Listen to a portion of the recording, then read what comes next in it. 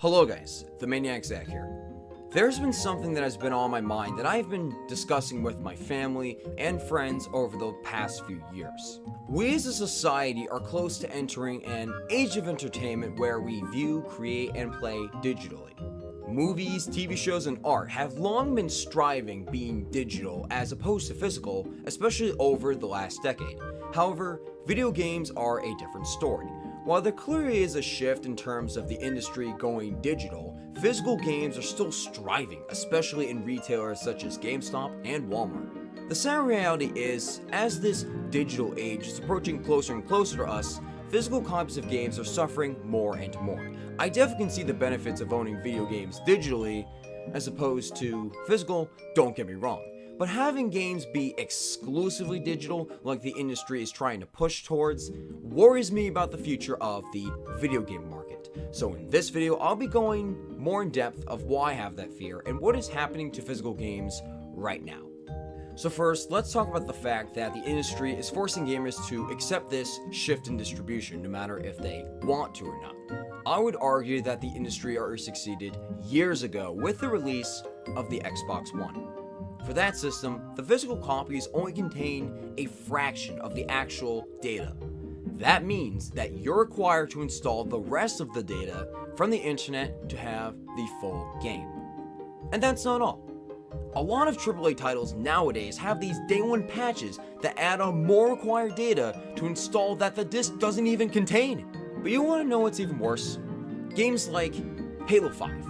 They have updates that are so large that they add on tens of gigabytes to an already large game. Halo 5 in particular is almost 100 gigabytes. The PS4 does a similar thing, except you only have to install any necessary updates instead of installing the raw game data. As companies keep making games with larger file sizes, these installs are going to take up a larger portion of the console's storage space. Even with the modern consoles we have today, people eventually have to buy an external hard drive to have more room for the games that they already own. Because of this practice, there's not really going to be that much of a difference between owning a physical or digital copy of a brand new game. I would say probably, 5-10 years down the line, the file sizes will be so large that not many AAA companies will release physical versions for their games anymore. One of the biggest reasons that I wanted to make this video is the Nintendo Switch, because it is in an interesting situation right now.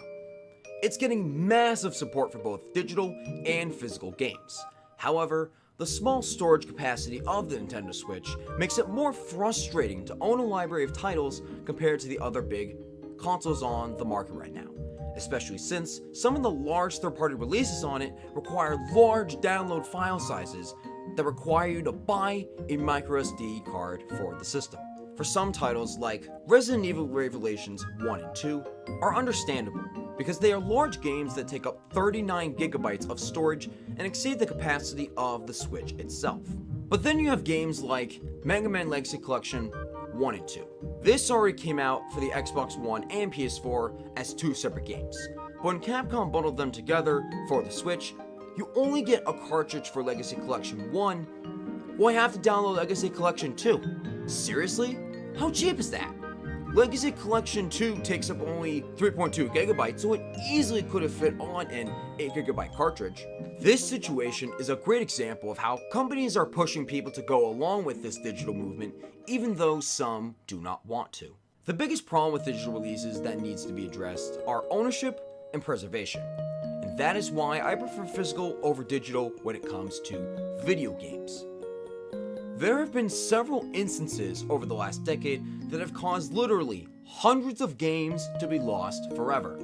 For example, Scott Pilgrim vs. the World, the game, and the PT tech demo. I know that the majority of digital-only games usually aren't removed from their online stores, but these removals are more scary than you think. And things are getting worse, especially with things like the WiiWare from the Wii Shop channel and the Xbox 360 indie game service being shut down. The only way to have access to all of these games now would be to emulate them, but you won't feel like you're getting the authentic experience of actually having the game yourself.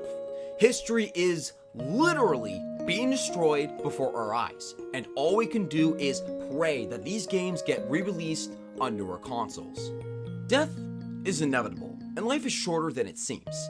Yes, it is more convenient to have all the games on one device ready to go, but that doesn't feel right to me. Having this large collection of games behind me feels like a piece of property that I can proudly display and have proof to people of how dedicated of a gamer I am. I know this has been said a lot before, but there's just something about taking a game off the shelf like it's a book, popping it into the game console, and playing it. You can't really recreate that with digital games, no matter how much you can simulate that experience. Google's Project Yeti is evidence of the direction this industry is headed. Basically, the games you play on it are going to be streamed from the device that you plug into the PC itself. There's going to be a console too, but as far as we know, the only way to add games on it is digitally on like a marketplace. It seems like there's not going to be any way to play any physical discs or cartridges on it. I know it's not the biggest deal breaker since it's not from one of the biggest game companies, but this could be a glimpse into where the industry is going. Streaming boxes have typically failed in the past, especially with the disaster that was the Steam machine. But eventually the input delay will almost be non-existent. And when that day comes, and every console on the market is really just a streaming box, physical games will officially be dead. Now, with this major shift in the industry, a question you may be asking is, how much longer will physical games still be around? Well, I say they'll still exist for a long time, but as a niche thing like vinyls, and not really made by AAA companies anymore. And that's a shame if you ask me, because what would happen to retailers like GameStop? Would they become kiosks, or would they completely be wiped out? Who knows? There's a reason why they've expanded into selling merchandise beyond gaming and are looking for a buyer. As the industry gets closer towards being in the digital age, GameStop is slowly doing worse. Granted, they're still very successful, especially with the sale of their pre-owned games, but I'm afraid that success is going to be around much longer. I think instead physical games will be exclusive to only services such as limited run games. Now on paper, these services are amazing because it means there's still an audience who appreciates physical copies of games, and you get a great value for the games you order from there. However, because the games are extremely limited, they create this bubble of people buying them just because they are valuable. So it makes it more frustrating for the people who want to support the physical releases to do so. Overall, the benefits of digital games are just too good for the general public to not pass up with, especially with recent services like Xbox Game Pass. The sad reality is, no matter how vocal people can get, companies will convert more of them into this digital age. Again, I can see these benefits, but the setbacks are too anti-consumer in my opinion. You can refund or return digital games, except for Steam, which is just a fraction of the entire game market. And the sales of digital games can't compete with those of physical games, especially on holidays like Black Friday in the US. Again, except for Steam. Once all of the setbacks become less of an issue, or at least non-existent, that is the time when digital becomes mainstream. It's also important to remember that these services required to install digital games require the internet. Now that may not seem like a bad thing at first, but think about it. If you can't afford that great of an internet connection, or if the internet shuts off a long period of time for you, these services are useless. Regardless, if you're going digital or physical, you are going to have trade-offs. On one hand, you have instant access to a physical game, but it can get destroyed. Whereas a digital game can theoretically last longer, but you don't really own it.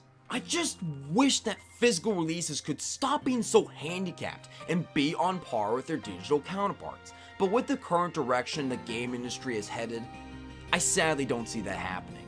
But what do you guys think of this? Are you ready to enter the digital age, or do you think it needs to be tweaked before we can really dive into it? Let me know in the comments below. Anyways, that is it for today. Be sure to subscribe and turn on the bell to be notified when future videos are going to be released. Also, join my Discord server and follow me on Twitter for some exclusive behind the scenes content of this channel and more. And as always, Thank you so much for watching, and have a good day.